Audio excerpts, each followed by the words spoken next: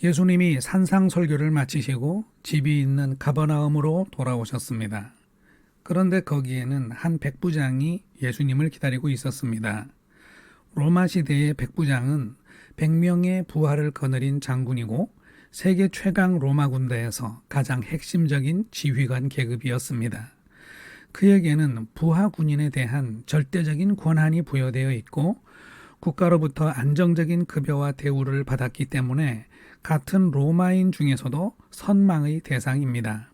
그런 사람이 유대인인 예수님을 찾아 중풍병에 걸린 자기 하인을 고쳐달라고 부탁을 합니다.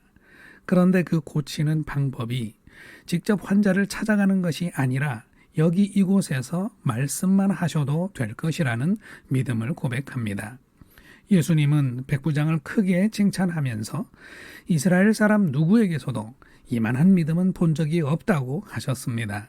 그리고 내 믿음대로 될 것이라 말씀하시니 다른 곳에 앓고 있던 병자가 나았습니다. 그런데 이 일을 두고 예수님이 하신 말씀 중에 이스라엘이 듣기에 섭섭한 내용이 있습니다. 예수님의 기적과 말씀을 따라 이스라엘의 군중들이 따라다니고 있고 게다가 자기가 살던 삶의 자리를 버리고 예수님을 따르는 제자들도 있는데 백부장만한 큰 믿음은 본 적이 없다고 하시는 것이지요. 그뿐이 아닙니다. 예수님은 하나님 나라의 본 자손들도 바깥 어두운 데 쫓겨나서 슬픔과 분노로 몸부림치게 된다는 말씀까지 하셨습니다. 로마 사람인 백부장이 가진 것과 같은 믿음이 막상 이스라엘 사람들에게는 없구나 하는 말씀과 다를 바가 없는 것이죠. 믿음이 없어 쫓겨난 자가 하나님 나라의 좋은 것들을 상실하고 슬픔과 분노에 몸부림친들 어찌할 방도는 없을 것입니다. 그들이 본디 믿음의 조상 아브라함의 본 자손들이라면 그 안타까움과 황당함은 더욱 더 할 것입니다.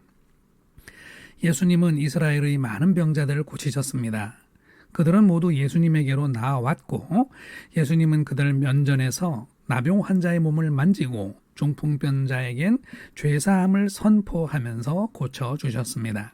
그런데 로마 군대의 백부장이라는 사람은 예수님의 말씀의 권위를 하나님의 절대적 권세로까지 인정하는 발언을 하였던 것입니다. 백부장은 자기 휘하의 군사들을 자기 명령대로 움직이게 하는 사람이기에 누구보다도 명령의 힘을 잘 알고 있습니다. 그런 백부장이 예수님에게 지금 여기서 다른 장소에 있는 하인의 병을 고치도록 명령을 내려달라고 하는 것은 그만한 권세가 예수님에게 있을 것이라는 분명한 믿음이 있기 때문입니다. 백부장은 그런 권세 있는 분이 자기 집에 직접 발을 들이는 것을 감당할 수 없겠다고 하면서 어쩌면 로마 황제보다도 더 높고 존귀한 신성한 권위가 예수께 있음을 고백합니다.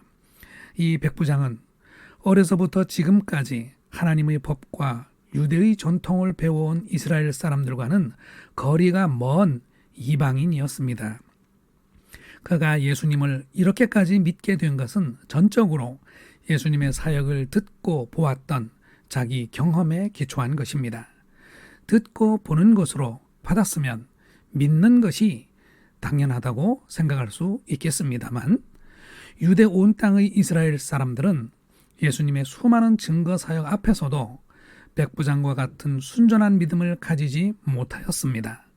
그들은 예수님을 단지 능력 있는 예언자나 뛰어난 선생 정도로만 알고 있을 뿐 구원을 주실 메시아로까지는 믿지 못하였던 것이죠.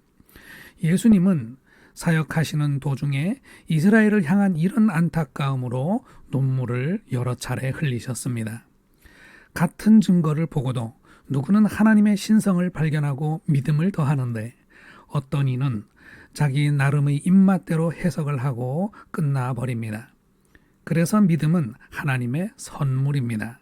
그 선물은 사람이 경계지은 아브라함의 자손이냐 이방인이냐에 달려있지 않습니다. 오직 증거들을 자기 마음 깊이 온전하게 받아들이고 구원을 향한 믿음을 구하는 자에게 하나님께서는 믿음을 선물로 주실 것입니다. 지체 여러분, 우리는 믿음에 관하여 너무 많은 생각을 하면서 합리적인 결론을 기대하는 것은 아닌지 모르겠습니다.